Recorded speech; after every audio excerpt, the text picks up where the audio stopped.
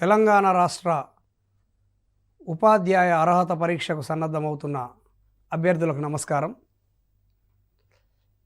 TET paper 1లో భాగంగా భాషా భాగాలు అనేటటువంటి అంశాన్ని ఈరోజు మనం చూద్దాం. తెలుగులో భాషా భాగాలు అనేది మనం వ్యాకరణ అంశాల్లో ప్రాథమికమైనటువంటి పరిజ్ఞానంగా పరిగణిస్తాం. అందులో కూడా చాలా కీలకమైనటువంటి అంశాలు భాషకు సంబంధించినటువంటి అంశాలు ఉంటాయి కాబట్టి భాషా భాగాలను ఒక ప్రత్యేక అంశంగా మనం అధ్యయనం చేయాల్సిన అవసరం ఎంతైనా ఉంటుంది. భాషా భాగాలు తెలుగులో సాధారణంగా భాషా భాగాలు 5: నామవాచకం, సర్వనామం, క్రియ, విశేషణం, అవ్యయం. ఈ అంశాలను భాషా భాగాలుగా చెప్తూ ఉన్నాం. మనకు టెట్ సిలబస్లో కూడా ప్రధానంగా అవ్యయం, క్రియకు సంబంధించి ఒక ప్రత్యేకమైనటువంటి అంశంగా కూడా ఇచ్చారు కనుక వీటిని మనం చాలా జాగ్రత్తగా అధ్యయనం చేయాల్సి ఉంటుంది. ఇందులో నామవాచకం మనందరికీ సాధారణంగా ఇవి 4-5 తరగతుల్లోనే పరిచయం అవుతాయి. కాకపోతే మరింత ఇప్పుడు పిల్లల స్థాయిలో కాకుండా మనం పోటీ పరీక్ష అభ్యర్థులం కనుక ఆ స్థాయిలో కాస్త లోతుగా భాషా భాగాలను అధ్యయనం చేద్దాం. ఇందులో నామవాచకం దాంట్లోనే పేరులో మనకు కనిపిస్తుంది. నామము అంటేనే పేరు, పేర్లను తెలిపేది నామవాచకం, తేలికగా చెప్పవచ్చు. అయితే దీంట్లో కూడా మళ్ళీ నామవాచకాలు మనం అంటే అవి ఏర్పడుతున్న విధానాన్ని బట్టి 5 రకాలుగా వర్గీకరించుకోవచ్చు. జాతి నామవాచకం అంటే జాతి నామవాచకం అంటే అదొక జాతిని సూచించే పదమై ఉంటుంది. ఉదాహరణకు మనిషి, మనిషి అనేది కూడా నామవాచకమే, కానీ ఇది ఒక పేరు అంటే ఒక వ్యక్తి పేరు కాదు, అంటే అదొక జాతి మొత్తాన్ని సూచించేటటువంటి పదం.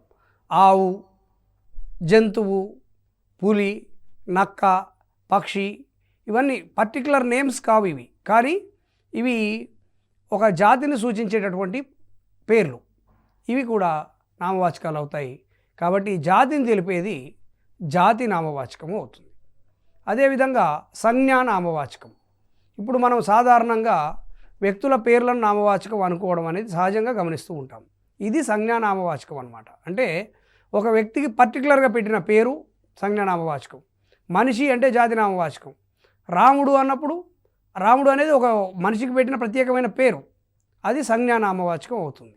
సంజ్ఞ అంటే గుర్తు, అంటే ప్రత్యక్షంగా మన పేర్లను తెలుపుతుంది. అంటే ఆ మనిషిని గుర్తించడానికి ఒక పేరు పెడతాం, ఆ పేరును తెలియజేస్తుంది కాబట్టి అది సంజ్ఞా నామవాచకం అవుతుంది. రాముడు, సీత, రుక్మిణి, వేప చెట్టు, గోదావరి, కామధేను ఇట్లా ప్రత్యేకమైనటువంటి ఒక పేరు ఉంటే అది సంజ్ఞా నామవాచకం అవుతుంది.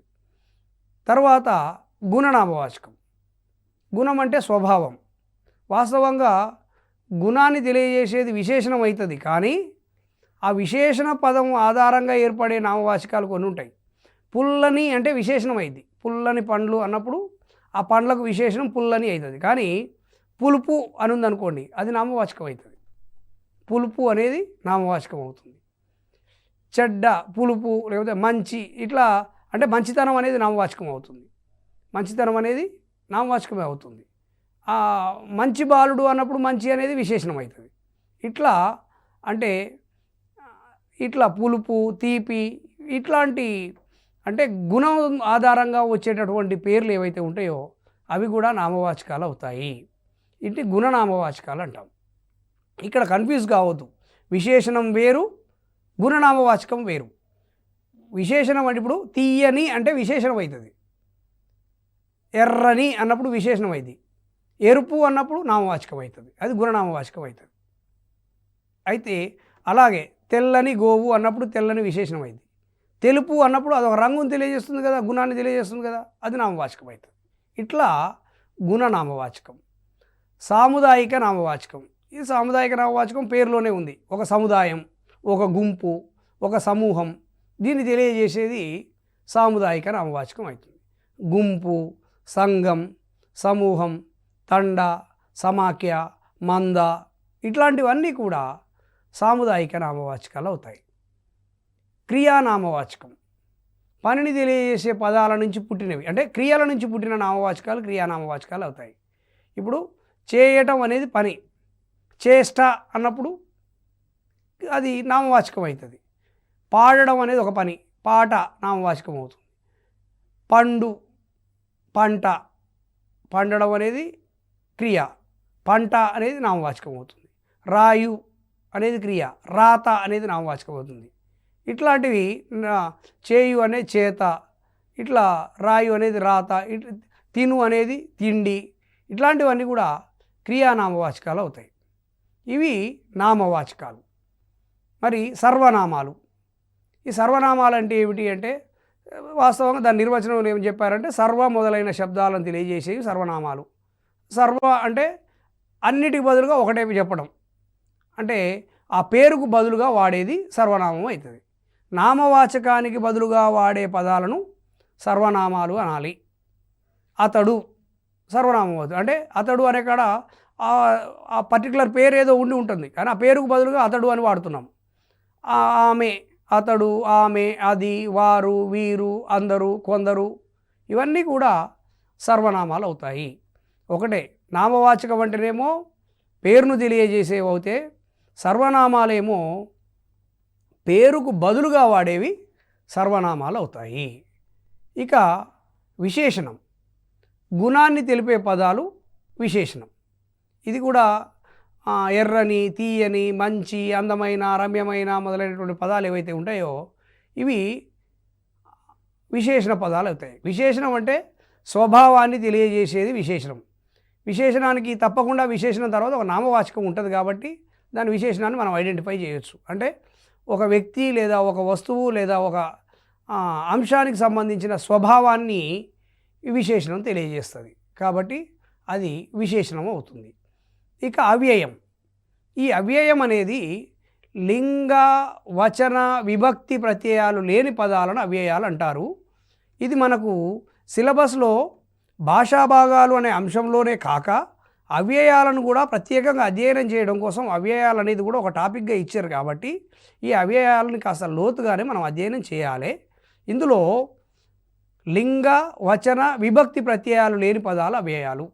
అంటే మనం ఒక పదం మాట్లాడినప్పుడు ఆ పదానికి లింగం అంటే స్త్రీలింగం కానీ పుంలింగం కానీ ఉండకూడదు. ఆహా అనే పదం తీసుకుందాం. ఆహా అనేదానికి స్త్రీలింగం పుంలింగం ఉంటుందా? ఉండదు. ఏకవచనం బహువచనం ఉంటుందా? ఆహా అంటే ఆహాలు, ఇట్లా బహువచనాలు ఉండవు కదా.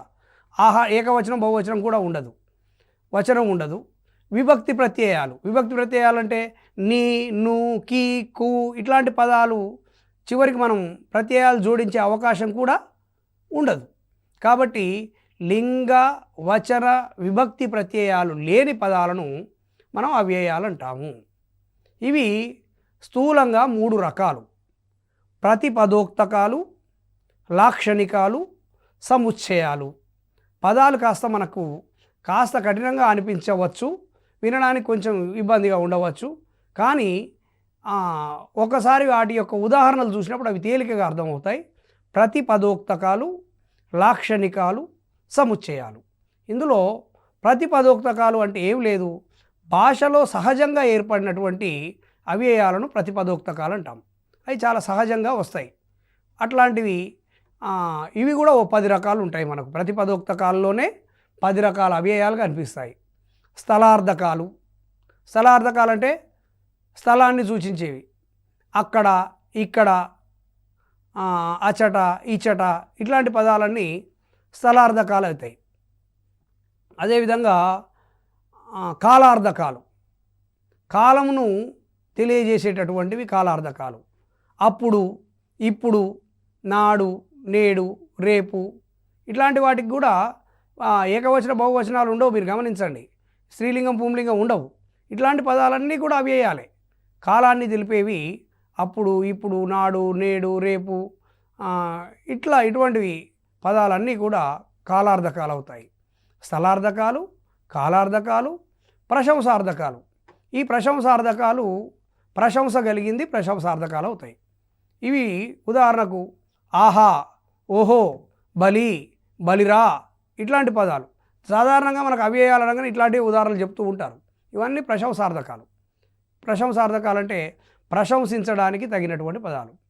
ఆశ్చర్యార్థకాలు, ఆశ్చర్యపోయినప్పుడు మాట్లాడేటటువంటి పదాలు ఏవైతే ఉంటాయో అవి ఔరా, అయ్యారే, ఆహా, అమ్మకచల్ల ఇట్లాంటి పదాలన్నీ ఆశ్చర్యార్థకాలు అవుతాయి. అంటే ఆశ్చర్యంతో కూడినటువంటి పదాలు. సంతాపార్థకాలు, బాధను తెలియజేసేవి సంతాపార్థకాలు. అయ్యో, అక్కట, కటకట, హతవిధి ఇట్లాంటి పదాలు ఉంటాయి కదా, ఇవన్నీ కూడా సంతాపార్థక పదాలు అవుతాయి. తూష్ణీమూర్ధకాలు అంటే స్పందనను తెలియజేసేవి. ఊరక, మిన్నక, కదలక, మెదలక ఇవన్నీ ఒక స్పందించే గుణాన్ని స్పందించడాన్ని తెలియజేసేటటువంటి పదాలు. ఇవన్నీ తూష్ణీమూర్ధకాలు అవుతాయి. ఇక నిశ్చయార్థకాలు అంటే నిశ్చయంగా, ఖచ్చితంగా చెప్పడానికి వాడే పదాలు. కదా, కాదే, సుమ్ము, సుమా ఇట్లాంటి పదాలు ఉంటాయి. ఇవి ఒక నిశ్చయాన్ని అంటే మనం చెప్తున్న అంశాన్ని నిశ్చయించడానికి వాడే పదాలుగా ఇట్లాంటి వాటి వాడతాం.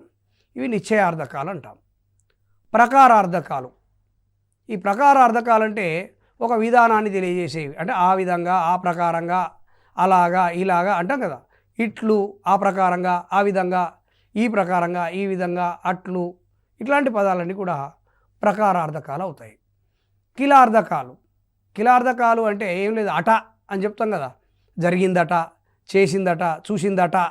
ఈ అట అనేది కిలార్థకం అవుతుంది. అవునంట, కాదంట ఇవన్నీ కూడా కిలార్థకాలు అవుతాయి. ఔపమ్యార్థకాలు, ఔపమ్యార్థకాలు అంటే పోలికను తెలియజెప్పేవి ఔపమ్యార్థకాలు అవుతాయి. అంటే పోల్చి చెప్పడం ఇక్కడ మనకు కనిపిస్తూ ఉంటుంది. పోల్చి చెప్పేవి ఔపమ్యార్థకాలు. ఇవి వలె, పోలే, లాగా, విధంగా ఇట్లాంటివన్నీ కూడా ఈ ఔపమ్యార్థకాల కింద వస్తాయి. ఇవన్నీ కూడా ప్రతిపదోక్తకాలు. తర్వాత లాక్షణికాల గురించి చూద్దాం. లాక్షణికాలు అంటే ఏం లేదు, లక్షణ సంబంధమైన వ్యయాలు. అంటే లక్షణ సంబంధమైన అంటే వ్యాకరణ రీత్యా రాసేటప్పుడు వ్యాకరణ రీత్యా ఏర్పడినటువంటి అవ్యయాలని లాక్షణికాలు అని పిలుస్తాం. ఒక్కటే లాక్షణికాలను గుర్తుపెట్టుకునేది ఎట్లా అంటే, మనం క్రియల గురించి మాట్లాడుకున్నప్పుడు అసమాపక క్రియలను గురించి మాట్లాడుకున్నాం కదా, అసమాపక క్రియలన్నీ లాక్షణికాలే. వెళ్ళి, ఈ వెళ్ళి అనే దానికి మీరు చూడండి, లింగ వచన విభక్తి ప్రత్యయాలు ఉండవు. వెళ్ళి, తినక, పాడక, ఆడక ఇట్లా తిని, చూసి ఇట్లాంటి పదాలన్నీ అసమాపక క్రియలు ఏవైతే ఉంటాయో అసమాపక క్రియలన్నీ కూడా లాక్షణికాలే. ఇది లాక్షణికాలు. ఇక చివరగా సముచ్చయాలు. ఈ సముచ్చయం అనేది రెండే ఉంటాయి తెలుగులో సముచ్చయాలు. యు, ను, యు, ను ఈ రెండు సముచ్చయాలు ఉంటాయి. ప్రధానంగా ఈ ద్వంద్వ సమాసంలో కూడా మనకు యు, ను అనే సముచ్చయాలు కనిపిస్తూ ఉంటాయి. ఉదాహరణకు కూరగాయలు అనే సమాస పదం చెప్పుకున్నప్పుడు మనం చెప్పుకున్నాం, కూరయు, కాయయు, కూరయు, కాయయు. మరి రామలక్ష్మణుడు అన్నప్పుడేమో రాముడును, లక్ష్మణుడును. ఒక చోటనేమో యు అంటున్నాను, ఒక చోటనేమో ను అంటున్నాను. మీరు గమనించండి, కూరయు, కాయయు, రాముడును, లక్ష్మణుడును. ఇట్లా అనడంలో ఏమిటి అంటే, కొన్ని చోట్ల యు వస్తుంది, కొన్ని చోట్ల ను వస్తుంది. అంటే ఎక్కడ యు వస్తుంది, ఎక్కడ ను వస్తుంది అంటే, ఈ యు, ను అనేవి సముచ్చయాలు. ఇది ఏంటంటే పదాలను కలపడం కోసం వాడేటటువంటివి సముచ్చయాలు. ఇందులో ఉకారం చివర లేని పదాలకు యు వస్తుంది. అంటే కూర అన్నప్పుడు రాలో ఆ ఉంది కదా, యు లేదు కదా. అంటే ఉకారాంతం కాని పదాలకు, ఉకారం చివరలో లేని పదాలకు యు వస్తుంది. కూరయు, కాయయు, యు అని వస్తుంది. అంటే ఇక్కడ ఉకారం లేకపోతే యు వస్తుంది. రాముడు అన్నప్పుడు ఉకారం ఉంది, రాముడు, దానికి ను వస్తుంది. ఉకారం లేని పదాలకేమో యు వస్తుంది, ఉకారం కలిగిన పదాలకు ను వస్తుంది. చూడండి, తల్లియు, తండ్రియు, అక్కయు, అన్నయు, కూరయు, కాయయు ఇవన్నిటిలోనూ తల్లి చివరిలో ఊ ఉందా, లేదు, ఈ ఉంది. అక్క చివరిలో ఊ ఉందా, లేదు, ఆ ఉంది. ఇట్లా ఉకారాంతం లేనప్పుడేమో యు వస్తుంది. ఉకారాంతం చివర కలిగిన పదాలకు మాత్రం ను అనే సముచ్చయం వస్తుంది. రాముడును, పుస్తకమును, బాలుడును, తమ్ముడును ఇట్లా ను అనేది చివరిలో వస్తుంది. అంటే ఉకారాంతం చివరగా గల పదాలకు వచ్చే సముచ్చయం అన్నప్పుడు ను అవుతుంది. ఉకారాంతం కాని పదాలకు చివరిలో వచ్చే సముచ్చయం అన్నప్పుడు యు అవుతుంది. గుర్తుంచుకోవాలి. ఇక లాక్షణికాలు సముచ్చయాల తర్వాత మనకు అత్యంత ప్రధానమైన మరొక భాషా భాగం ఏముందంటే క్రియ. ఇది చాలా ముఖ్యమైనది. చాలా జాగ్రత్తగా అబ్జర్వ్ చేయాలి. ఎందుకంటే మనకు 5 నుంచి 10 తరగతుల వరకు సందర్భానుసారం పాఠ్యాంశాల వెనుకాల వ్యాకరణాంశాల్లో ఈ క్రియలను పరిచయం చేయడం జరిగింది. క్రియ అంటే ఏమిటి?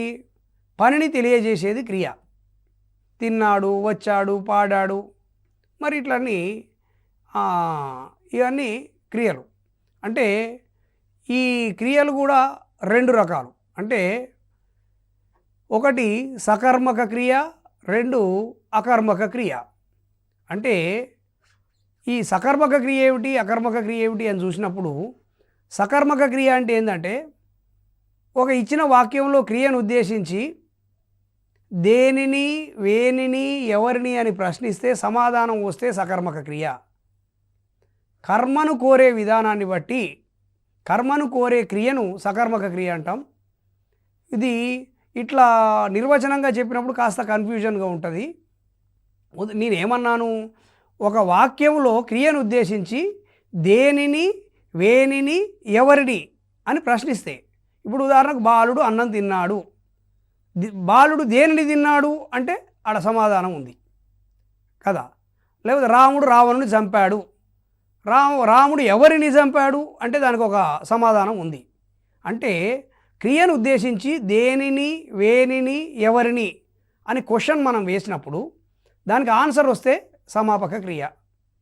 ఉదాహరణకు బాలుడు నిద్రపోతున్నాడు అని వచ్చింది అనుకుందాం ఒక వాక్యం.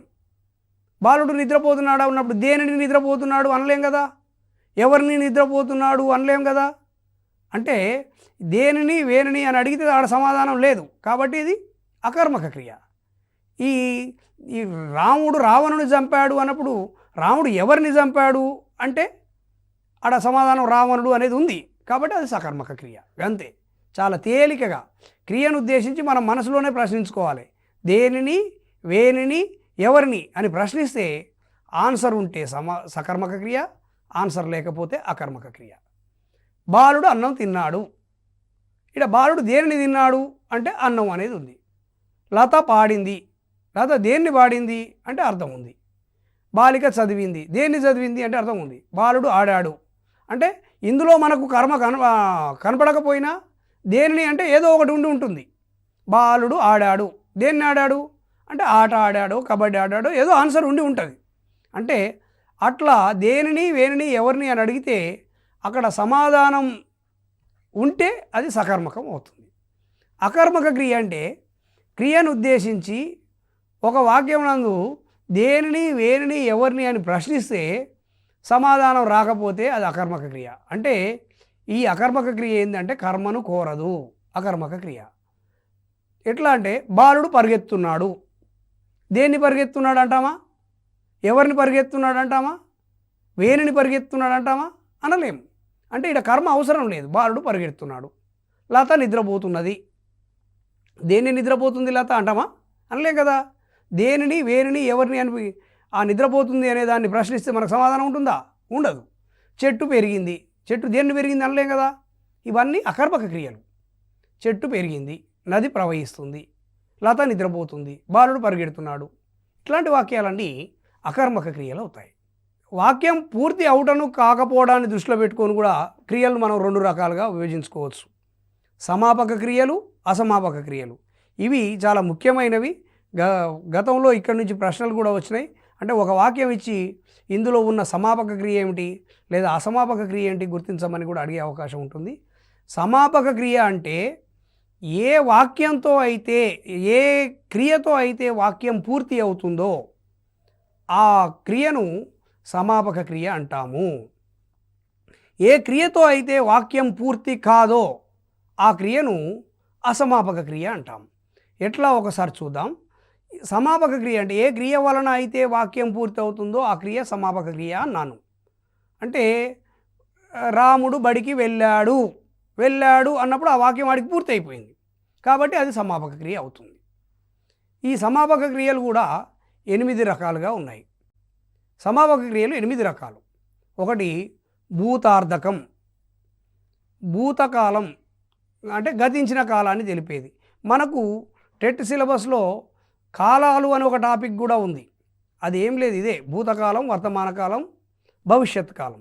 ఆ భూతకాలంలో కూడా అసమాపక క్రియలు ఎట్లా ఉంటాయి, వర్తమాన కాలపు అసమాపక క్రియలు ఎట్లా ఉంటాయి, భవిష్యత్ కాలపు అసమాపక క్రియలు ఎట్లా ఉంటాయి, ఇవన్నీ ఇందులో మనకు వస్తాయి. ఈ భూతార్థకం అనేది భూతకాలం గురించి తెలియజేసేది. బాలుడు అన్నం తిన్నాడు, ఇది అయిపోయింది కాబట్టి ఇది భూతకాల అసమాపక క్రియ.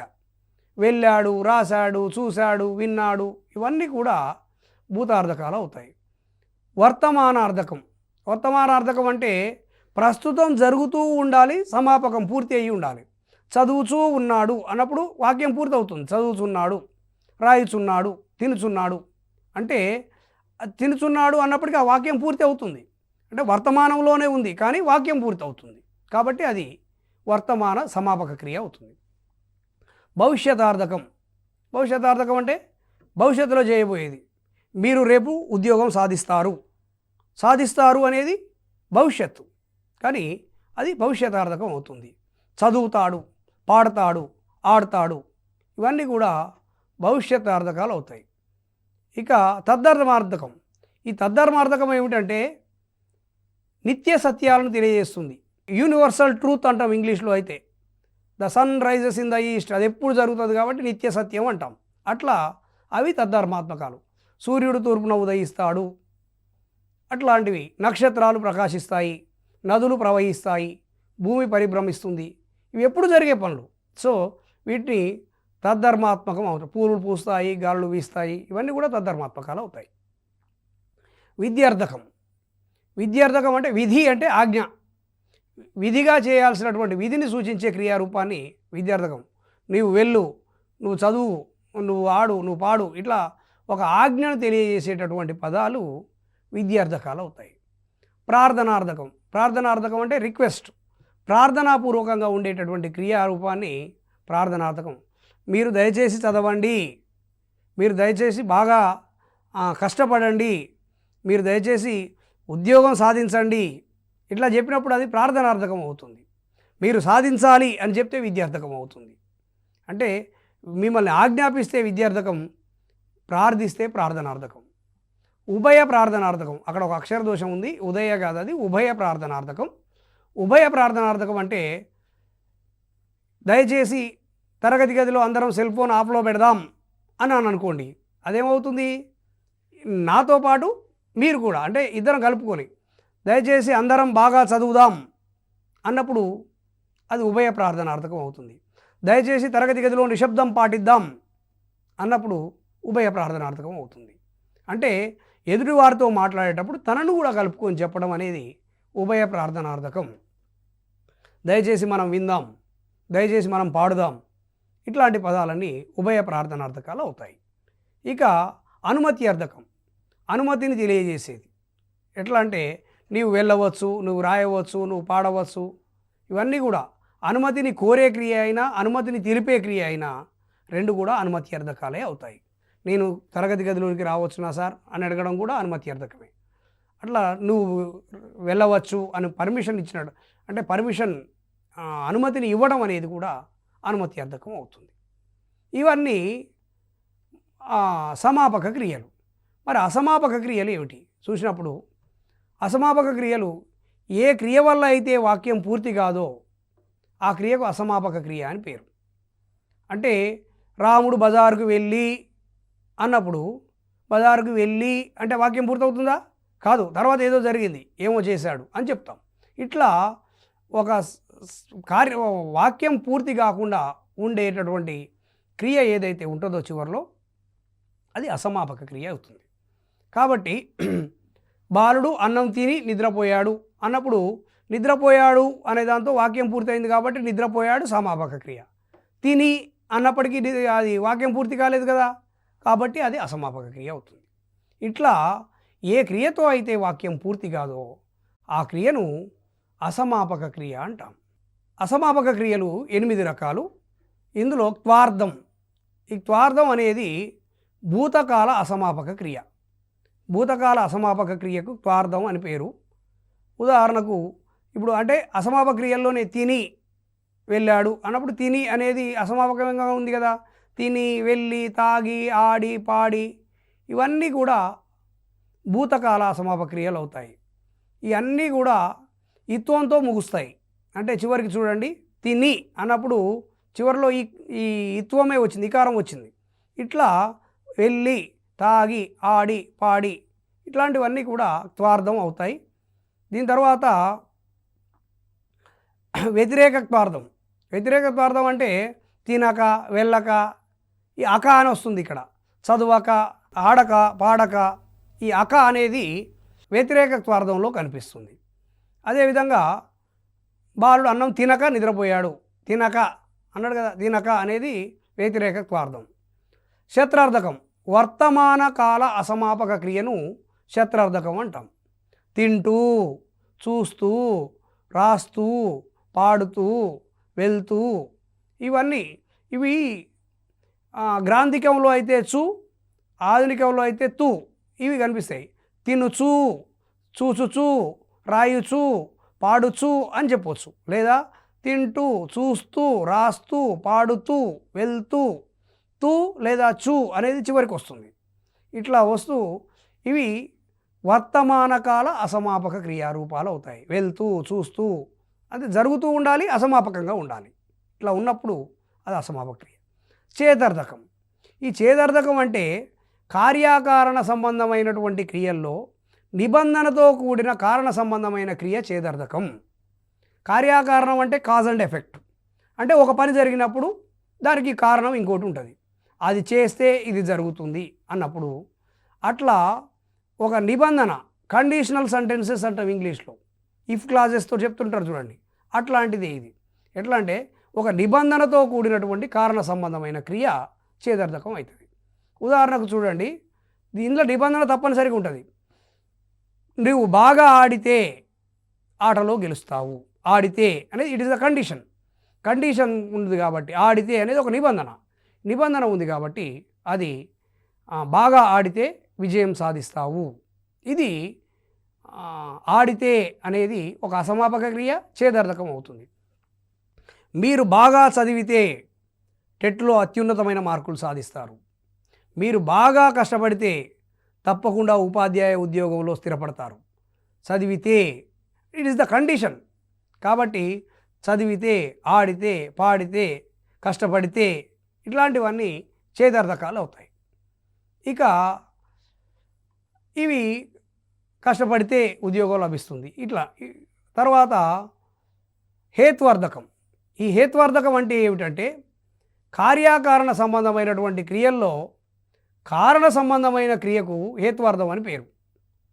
ఎట్లా అంటే ఇక్కడ ఏముందంటే కార్యకారణ ఇంతకుముందులాగే కార్యకారణ సంబంధం ఉంటుంది, కానీ ఇక్కడ నిబంధన ఉండదు.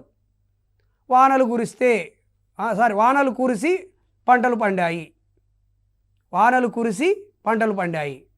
ఇది భూతకాలానికి సంబంధించి ఉంటుంది. చూడండి, కురిస్తే పండాయి అంటేనేమో ఇంతకుముందు చెప్పుకున్నటువంటి కురిస్తే కండిషనల్ సెంటెన్స్, నిబంధన పూర్వకమైనటువంటిది అనుకున్నాం కదా, చేదర్థకం అవుతుంది. కానీ ఇక్కడ కురిసి పండాయి అన్నప్పుడు హేత్వార్థకం అవుతుంది. అట్లాగే ఇది హేత్వార్థకం. రాము బాగా చదివి ఉద్యోగం సంపాదించాడు. ఇట్లా అప్యర్థకం. ఈ అప్యర్థకం అంటే హేత్వార్థానికి వ్యతిరేకం. అంటే కొన్నిసార్లు చేసినప్పటికీ ఫలితం రాకపోవడం. వానలు కురిసినా పంటలు పండలేదు, ఇనా అని వస్తుంది ఇందులో క్రియలో. వానలు కురిసినా పంటలు పండలేదు, బాగా తిన్నా లావెక్కలేదు, లత చదివినా ఉద్యోగం రాలేదు, ఇనా అనే ప్రత్యయం వస్తే అది అప్యర్థకం అవుతుంది. తుమున్నర్థకం. ఒక పని చేయడం కోసం మరొక పని చేసినట్లయితే ముందు చేయబడిన పని అసమాపక క్రియకు తుమున్నర్థకం అని. చేయన్, రాయన్, అతడు చదువన్ బోయెను. అయితే ఇప్పుడు అది గ్రాంధికంలో అయితే చదువన్ బోయెను. ఇప్పుడు ఏమంటున్నాం, చదవడానికి అంటున్నాం కదా. ఇట్లాంటి పదాలు తుమున్నర్థకాలు అవుతాయి. అంటే ఒక పని చేయడం కోసం మరో పని చేసినట్లయితే ఆ ముందు చేసిన పని యొక్క అసమాపక క్రియా రూపాన్ని తుమున్నర్థకం అంటాం. అనంతర్యార్థకం. ఒక పని జరిగిన తర్వాత ఆ జరగబోయే పరిణామాన్ని తెలియజేసేది. అంటే ఇవి చూడండి, సూర్యుడు ఉదయించగా తామరలు వికసించును. ఏంటంటే ఈ సూర్యుడు ఉదయించగా అనే పని జరిగినప్పుడు తామరలు వికసించును అనే పరిణామం ఏర్పడుతుంది. అంటే ఒక పని జరిగిన తర్వాత ఇంకో పరిణామం జరగబోతుందని చెప్పినప్పుడు ముందు వచ్చే అసమాపక క్రియ ఉదయించగా ఏదైతే ఉందో అది అనంతర్యార్థకం అవుతుంది. పాట పాడగా కరతాళ ధ్వనులు మ్రోగెను, ఇది కూడా. ఇంకా చివరగా క్రియా ఫలితాన్ని దృష్టిలో ఉంచుకొని క్రియలు రెండు రకాలుగా ఉంటాయి, పరస్మై పదము, ఆత్మనే పదం. ఏం లేదండి, ఇది తన కోసం కాకుండా ఇతరుల కోసం పనిచేస్తే పరస్మై పదం అవుతుంది, తన కోసమే పనిచేస్తే ఆత్మనేపదం అవుతుంది. ఎట్లా అంటే అమ్మ అన్నం వండుతుంది, ఇది అమ్మ కోసమే కాదు కదా, అందరి కోసం. బాలుడు పాట పాడుతున్నాడు, అది అందరి కోసం. లత చదువుతుంది, ఇట్లా ఉన్నాయి పరస్మై పదాలు అవుతాయి. అట్లా కాకుండా వీటినే ఆత్మనే పదం అంటే ఏంటంటే తన కోసం తానే పనిచేసినట్టు. అమ్మ అన్నం వండుకుంటుంది అన్నాడు అనుకోండి, వండుకుంటుంది అంటే హర్ సెల్ఫ్, తన కోసం తాను. బాలుడు చదువుకొనుచున్నాడు, హిమ్సెల్ఫ్, అతని కోసం అతనే. ఇట్లాంటి పదాలని ఆత్మనేపదం అంటాం. ఇట్లా ఈ ఆత్మనేపదంలో చివరికి కొను అనే ప్రత్యేకం కనిపిస్తూ ఉంది. ఇవి మనకు క్రియలు, క్రియాభేదాలు, రూపాలు. మరొక టాపిక్తో మరో తరగతిలో కలుద్దాం. నమస్కారం.